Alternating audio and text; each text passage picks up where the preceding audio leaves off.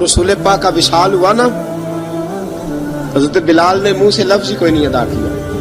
کسی نے اپنا دکھڑا کسی انداز میں سنا لیا. حضرت عمر نے کہا، جس نے کہا حضور وصال کر کے گردن اڑا دوں گا. حضرت عثمان غنی نے کہا، خبردار کوئی مجھے آ کے نہ بتائے کہ مصطفیٰ وصال کر گئے. حضرت علی المرتضیٰ رضی اللہ تعالیٰ عنہ نے فرمایا، نہ بھائی میرے مصطفیٰ پر تو موت آتی ہی نہیں جس طرح آپ لوگوں پہ. سب لوگوں نے اپنے اپنے اظہار کر لیے نا، بلال نے کسی کو دکھ بتایا ہی نہیں.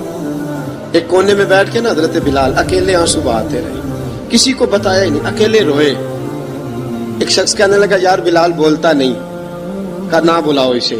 عصر کی نماز کا وقت ہوا نا، تو وہ بلال جو کعبے کی چھت پہ بغیر سیڑھیوں کے چڑھ گیا تھا، وہ بلال جو کعبے کی چھت پہ بغیر کسی سہارے کے چڑھ گیا تھا، اس بلال کو کہا کہ بلال چڑھ ذرا، آذان پڑھ، مسجد کی چھت پہ چڑھ جا. حضرت بلال کئی بار چڑھے اور کئی بار گرے، کئی بار چڑھے اور کئی بار گرے. حضرت بلال حبشی رضی اللہ تعالیٰ نے آواز دی، کہا سلمان میری مدد کرنا، میری مدد کرنا. اب مجھ سے چڑھا نہیں جاتا، اب مجھ سے جایا نہیں جاتا. جناب سلمان فارسی نے بھی سوال نہیں پوچھا کہ بلال تو بیمار ہے، یہ نہیں پوچھا. حضرت بلال کو 2-4 صحابہ نے اٹھایا، چھت پہ پہنچایا. بلال نے اذان شروع کی. جب کہا نا اللہ اکبر اللہ اکبر، وہ آواز جس میں بڑا سوز ہوتا تھا، بڑی درد، بڑی بلندی ہوتی تھی، بڑا جوش خروش ہوتا تھا، آج وہ آواز دب گئی. جب بلال نے کہا نا اشہد ان لا الہ الا اللہ، حضرت بلال رضی اللہ تعالیٰ عنہ نے تھوڑی دیر روک کے سانس لیا. جب کہا نا اشہد ان محمد الرسول اللہ، جو سارے چپ کھڑے تھے نا، ان میں سے ایک بابا رو پڑا، جس کا نام ابو بکر صدیق تھا.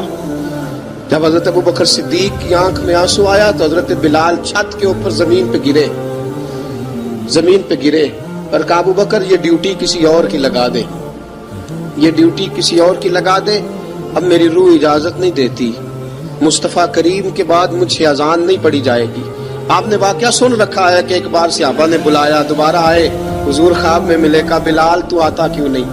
بلال چھوڑ کے چلے گئے تھے. فرمایا اب میرا یہاں دل نہیں لگتا. ملک شام کے شہر حلب میں چلے گئے تھے، چھوڑ دیا تھا مدینہ منورہ. اب میری نگاہوں میں جچتا نہیں کوئی، جیسے میرے محبوب ہیں ایسا نہیں کوئی. حضور خواب میں ملے، آئے مدینے. حضرت بلال آخری بار، لوگوں نے کہا اذان پڑھو. کہا مجھے وہ اذان بھول ہی گئی ہے جو مجھے مصطفیٰ کریم کے زمانے میں پڑھا کرتا تھا، مجھ سے نہیں پڑھی جاتی. نہ مجھے کہو، میں کیسے پڑھوں؟ امام حسن اور حسین نے آ کے دامن تھاما نا، تو کہا بیٹا میں تمہاری نانی کا بھی نوکر رہا ہوں، میں تمہاری ماں کی چکی بھی پیستا رہا ہوں، مجھ سے کوئی فرمائش نہ کر ڈالنا. میں نے نوکری کی ہے، اور مجھے اگر اللہ نے توفیق دی تو میں تمہارے بچوں کے پیر بھی دھویا کروں گا. لیکن امام حسن رضی اللہ تعالیٰ عنہ نے فرمایا بلال ایک بار تو اذان سنانی پڑے گی. سنائی بلال نے اذان. کوئی گھر مدینے میں ایسا نہیں تھا جہاں سے رونے کی آواز نہ آئی ہو.